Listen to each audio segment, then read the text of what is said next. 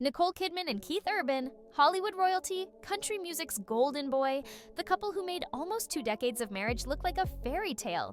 And now, it's all over. Nicole has officially filed for divorce, and the story behind this split is messier, darker, and more dramatic than anyone expected. Forget the glossy red carpets and smiling family photos.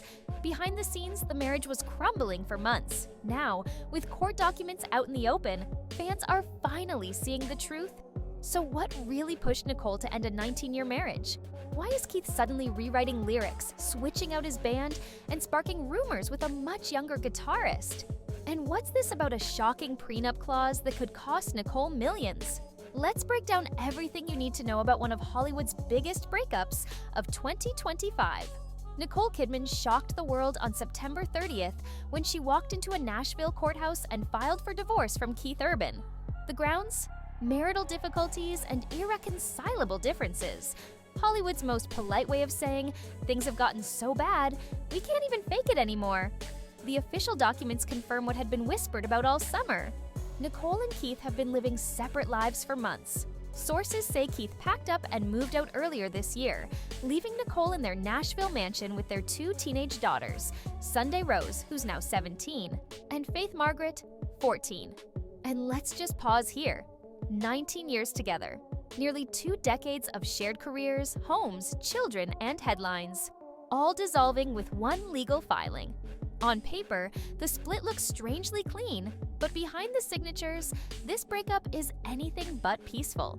To really understand the weight of this moment, we need to rewind to where it all began. Nicole Kidman and Keith Urban first met in 2005 at the G-Day USA Gala in Los Angeles, an event meant to celebrate Australian talent in Hollywood. At the time, Nicole was already an international superstar, fresh off her Oscar win for The Hours and navigating life as a single mother after her high-profile divorce from Tom Cruise. Keith, meanwhile, was making waves in country music, building a reputation as one of Nashville's brightest rising stars. Their meeting was electric, almost cinematic. Nicole has often said that Keith swept her off her feet by calling her out of the blue and leaving a voicemail that changed her life. Just 1 year later, in June 2006, they were married in a romantic ceremony in Sydney, Australia. The wedding, attended by family and a few close celebrity friends, seemed like the perfect merging of Hollywood glamour and down-to-earth country charm. But their story wasn't without early turbulence. Just a few months into their marriage, Keith checked himself into rehab for substance abuse. It was a shocking moment, especially for Nicole, who had just stepped into what she thought was the next chapter of stability in her life. Instead, she found herself standing by her new husband as he confronted demons from his past. Nicole later said it was one of the hardest periods of her life, but also one of the moments that bonded them the most. She didn't leave, she didn't run, she stayed, supported him through recovery, and helped him rebuild. That resilience earned her admiration from fans worldwide and solidified the couple's image as survivors. Over the years, Nicole and Keith grew into a powerhouse pairing. They welcomed 2 daughters, Sunday Rose in 2008 and Faith Margaret in 2010, and built a family life that blended the glitz of Hollywood with the quiet charm of Nashville. Nicole would attend Keith's concerts, beaming from the audience, while Keith proudly walked red carpets at Nicole's premieres. They spoke about each other with admiration in interviews, often gushing about how lucky they felt. For fans, it wasn't just a marriage, it was a love story that seemed to prove Hollywood relationships could last. But as we've seen time and time again, the reality behind closed doors rarely matches the public narrative. And now, nearly 2 decades later, that love story has unraveled. Not with a dramatic explosion, but with a quiet filing that hides years of unspoken tension. Court records reveal that Nicole and Keith had already worked out a parenting plan before the divorce hit the headlines. According to the documents, Nicole will be the primary residential parent. That means the girls will spend 306 days of the year with her, while Keith gets just 59. The parenting agreement also includes an unusual but telling clause. Neither Nicole nor Keith is allowed to speak badly about the other in front of the children, not even about their families. That's how tense things had gotten. They needed the court to make it official that no one could trash talk in front of the kids. And it doesn't stop there.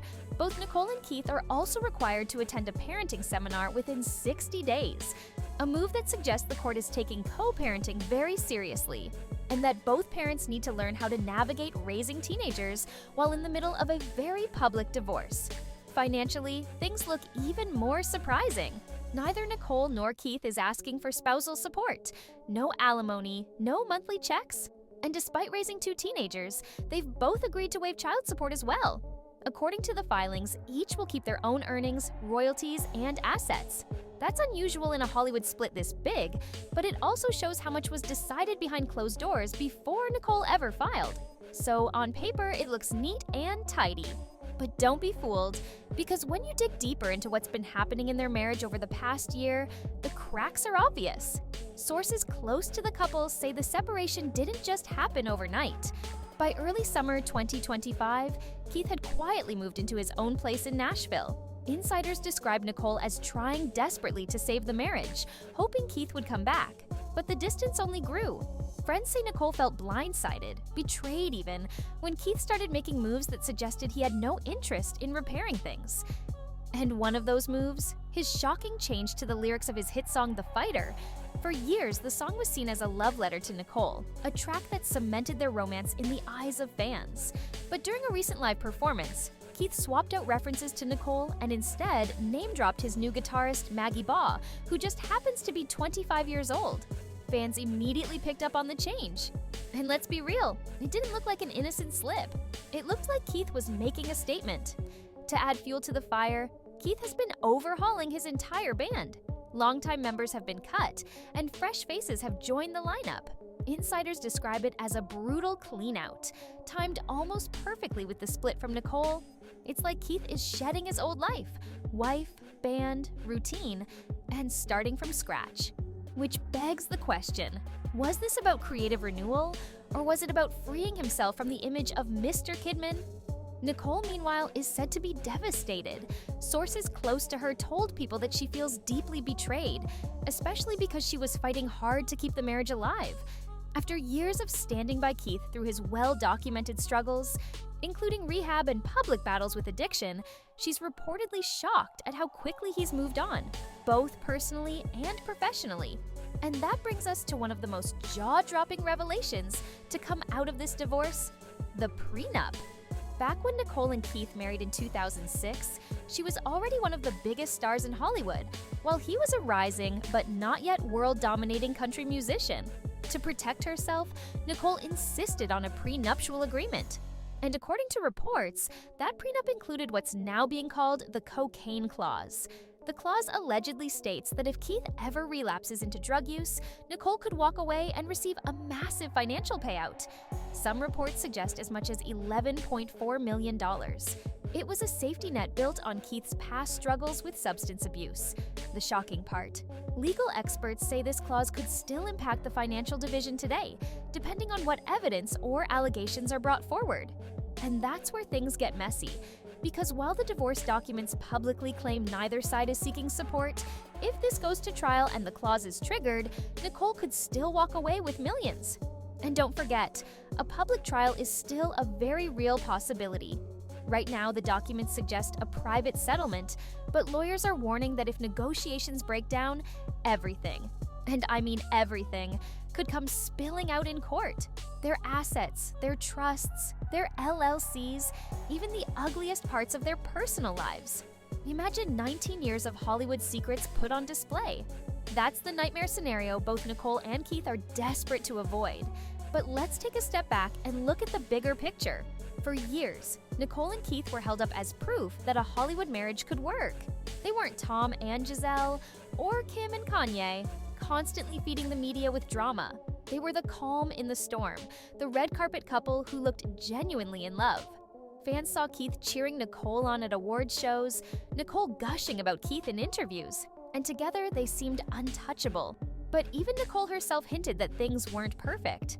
In past interviews, she admitted that the idea of a perfect marriage was a myth and that they worked constantly to hold things together. Now, in hindsight, those comments read less like humility and more like foreshadowing. And let's not forget, this isn't Nicole's first high-profile divorce. Back in 2001, her marriage to Tom Cruise ended in spectacular fashion after a decade together. That split was brutal, public, and left Nicole navigating single motherhood while still being one of the most sought-after actresses in the world. To see her face another painful separation more than 20 years later feels like history repeating itself. Though this time, Nicole is older, wiser, and maybe more determined not to let the chaos define her. So, what happens now? Well, for Nicole, career momentum is still strong. She's got projects lined up, including the much-anticipated Practical Magic 2, and sources say she's throwing herself into work to stay grounded. For Keith, the focus seems to be on reinventing himself. New band, new image, maybe even new relationships.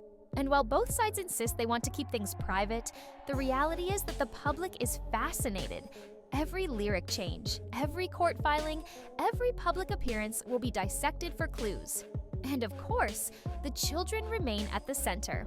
With Nicole set to have primary custody, she's focused on giving Sunday and Faith stability during what's bound to be a turbulent time. Friends say she wants to shield them from the media circus, even as headlines continue to swirl. Whether Keith will respect those boundaries, especially with his career changes and rumored new relationships, remains to be seen. The truth is, this divorce isn't just another celebrity split. It's the collapse of a Hollywood fairy tale, the unraveling of one of the industry's most admired marriages. It's about love, betrayal, addiction, money, and the brutal realities of mixing fame with family.